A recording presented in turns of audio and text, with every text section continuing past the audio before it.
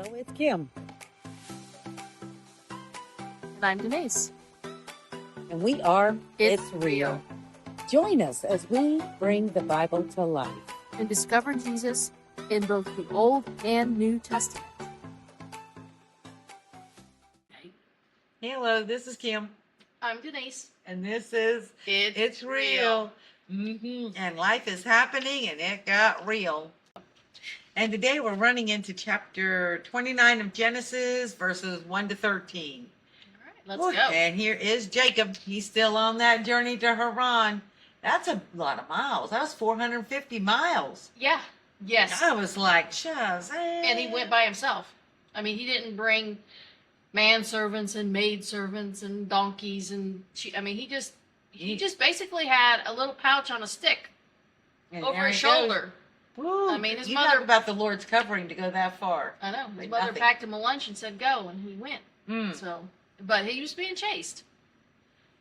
And Esau was not happy with him. no, Esau was not happy with it. So if we look at chapter 29, verse 1, Jacob comes to the land of the sons of the east. Now, the sons of the east, that's where Abraham's family is. Right. That's where Abraham left them. And as Jacob, as the servant prior, comes to a well and inquires the location of Laban. So Jacob, just as, remember the servant who went and found the well and then found Rebekah? This is Jacob, just as the servant prior. He's coming to the well and he's inquiring about Laban, Uncle Laban. Yes. And, you know, he's sitting there and he's looking at this well and he's like, what in the world is going on? The lid is still on the well. You've got the shepherds all standing around waiting to get the sheep. This is midday. He's like, what are y'all doing? Midday, aren't you supposed to be having the flocking? Watering. Yeah, no, at midday they should be flocking Okay. out in the fields at midday, and they should be grazing. It's high day. Sheep normally are gathered in the morning and the evenings for something to drink. Here it is high day, and he's like, "What is going on?" And they were like, "Well, we are waiting. We're waiting for Laban's daughter Rebekah to come. We're waiting for Laban's daughter Rachel. Rebekah's his mama." That would have been a little. Uh-huh.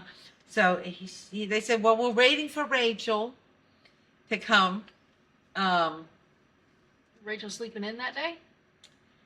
Rachel was the daughter of the owner of the well and the sheep.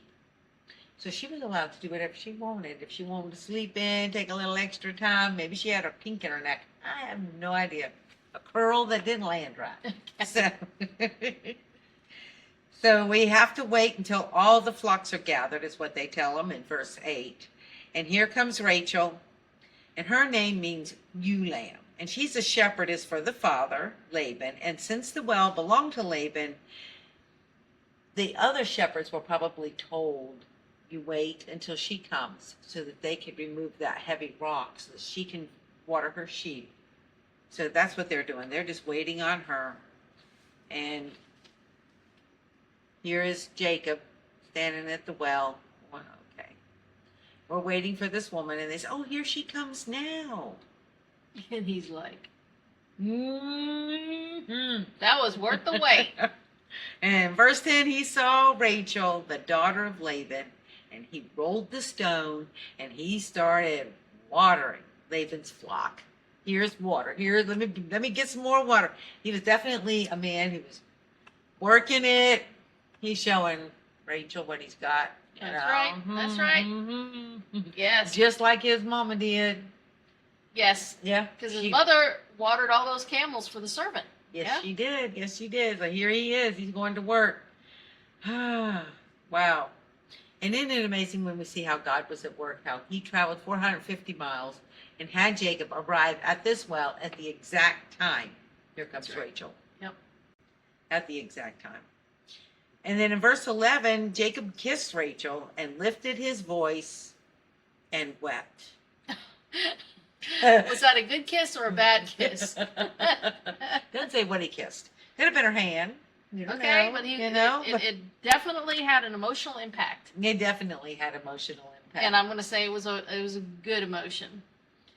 So he is just worshiping and praising. He's finally 450 miles. You know, he's glad that he is in the proximity and in the front of Laban's family. Yeah. So he goes to Rachel and he's like, look, my name is Jacob. This is what's happened. I've been 450 miles. I'm finally here. Woo! He's excited. He is praising. He is worshiping. So this could have been like a cousin kiss, Could have been like a cousin. an excited cousin kiss on the It cheek. definitely could have been. Been like, Yeah. yes, I made it. I am here. Yes. So he's all excited, but he fails to give Father the glory. Thank you, Father, for seeing me through this process and getting me here. He's just overwhelmed with emotion and joy that he just made it, failing to figure that, Father's the one who's seen him there. And then Rachel in verse 12, she just takes off. She's like, I got to go get Uncle Laban and tell him what's going on. Get Daddy. I got to go get Daddy. Tell him what's going on. So Laban runs out to meet him. Laban, right? Laban. And Jacob relates all the things and all that transpired to bring Jacob to his doorstep. And Jacob stays for a month. And in those days, no matter where you stay, you worked. And we will see how this worked out for Jacob as we continue Yes, we on. will. But yeah. Yeah, but back then, when you stayed at somebody's house for a month and wasn't just laying on the couch watching TV, Nope. nope. They didn't come out and go, oh, you just stay right there. You're on vacation. They didn't say those words. Mm-mm. Here's some sheep. That's right. Put your shoes on. Let's go. Follow me. Things to do. Yep. So, and this is starting the story of Jacob and his family. Yep. And we will resume next week. Y'all have a good one. Bye-bye. If you want to know if it's real, then Admit you're a sinner. Romans 3:10. As it is written, there is none righteous, no, not one. and as it is written in Romans 3:23, for all have sinned and fall short of the glory of God. Believe that Jesus is Lord. Romans 10:9-10.